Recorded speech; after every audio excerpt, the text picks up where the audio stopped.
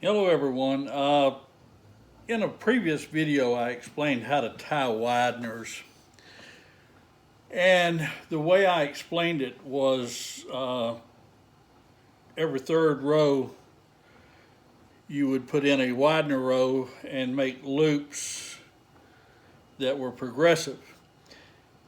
That's the modern way of putting together a cast net. Now what I'm about to show you is the way it was done back hundreds of years ago when in the South Seas and in different other areas where cast nets were made.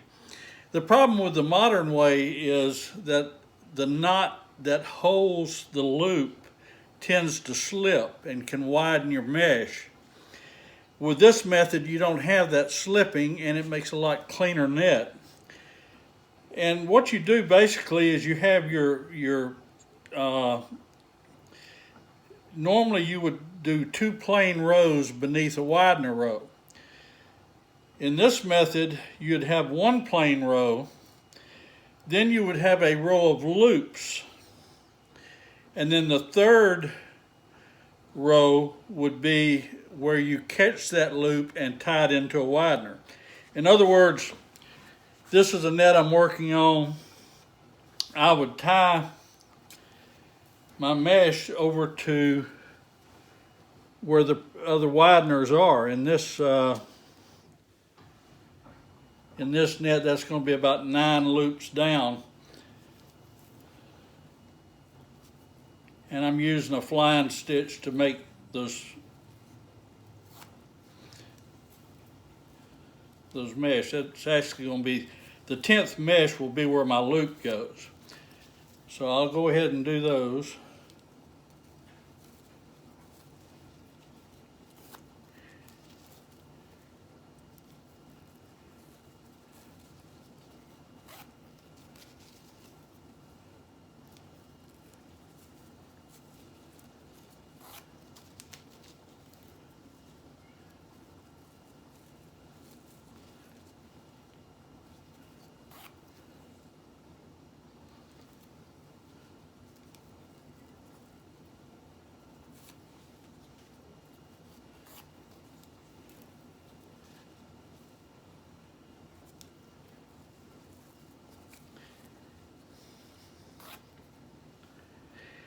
All right, now what I usually do is I check to make sure that I'm getting in the loop, because these wideners, as you can see, there's one, here's one right above it. They stay in a straight line, so you want to make sure that you're always directly under the last time you put a widener in.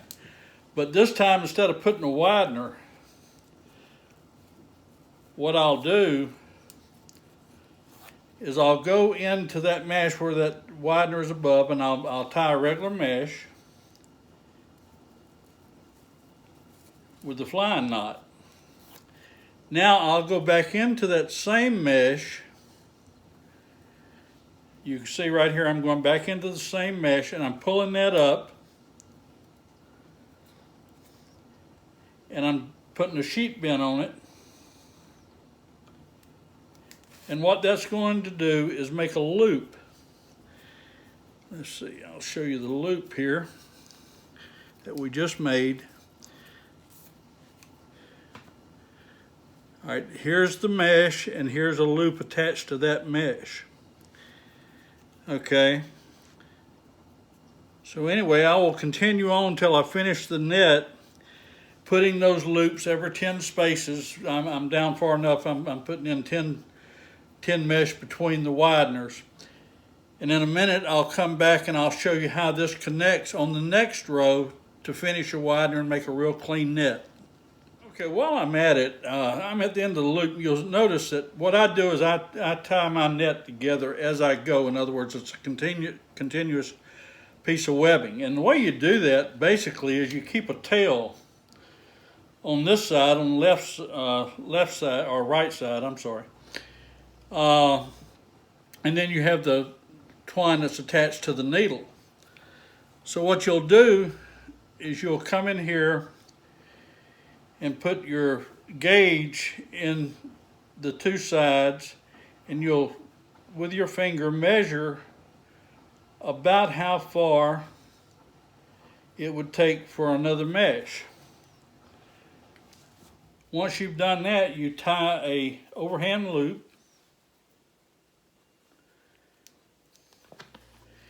Check again with your gauge to make sure you're on target. This one's a little long, so what I do to make it a little shorter, you just pull it up a little bit.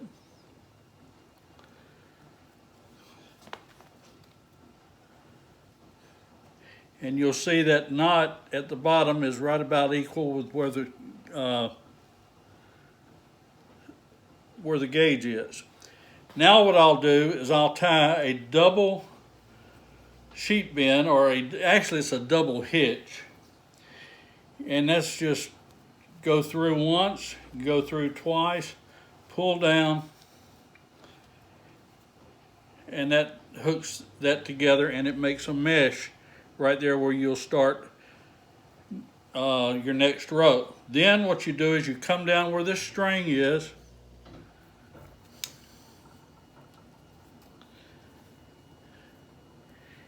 and on the first one I do a sheet bend because rather than tie a bunch of loops and try to get it right, I just bring a sheet bend down to it.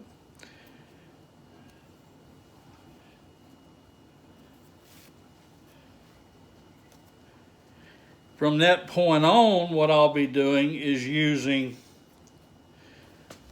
the flying stitch, which I've shown in other videos. All right, to get to our first loop, see our first loop here? If you can see it, to get to that first loop, we need to sew 1, 2, 3, 4, 5. I've already tied one that's 5, 6 meshes on the start. Then from then on, it will be 10 meshes like before. You don't really have to count these because you'll see the loop, but anyway, I'll do a flying stitch, and really a flying stitch is just you come around that little finger there, bring it up over like a sheet bend, then you go back through the loop on the left-hand side and up through the mesh, and that'll pull down. And it doesn't slip nearly as bad, if at all, as a sheet bend would. And it's a much faster method of making a net.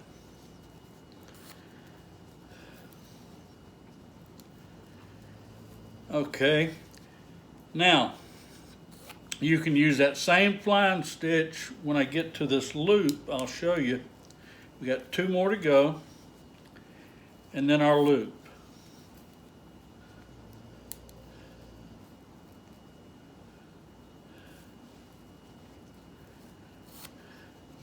And really, all you got to do, just do your normal flying stitch, come up through that loop,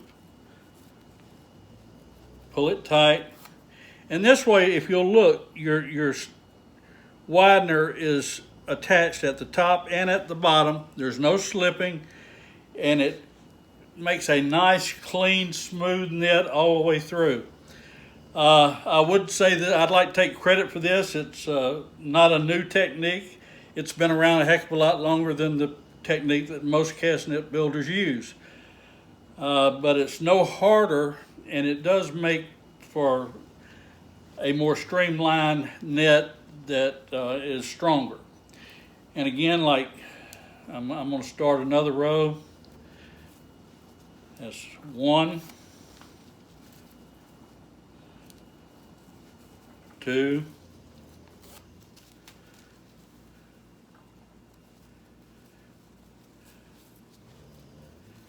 3,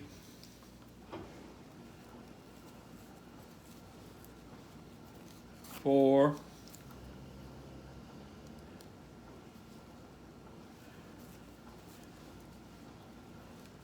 5,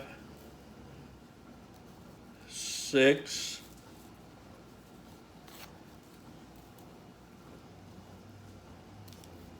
7,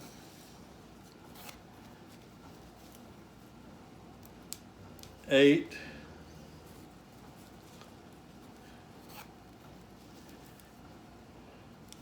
9,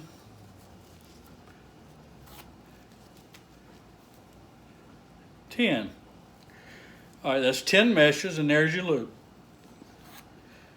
You don't have, like I said, you don't have to count them. You're going to see it, but then all you do is do the flying stitch again, come through. Or you can use a sheep bin. If that's what you prefer, you can use a sheep bin. But again, the trick is this row is plain, this row has your loops, this row finishes your widener. And when you get through, you've got a real professional, the original way of doing a net. Somewhere down the line, I'm sure someone said, well, I can just make a loop and it'd be a lot quicker. It would be, but the fact is, it's when you make a loop, that loop's going to slip at some point. And this way it doesn't. Your wideners stay uniform throughout the life of the net. So to me, it's a good practice, and I thought I would share it with you guys. Thank you.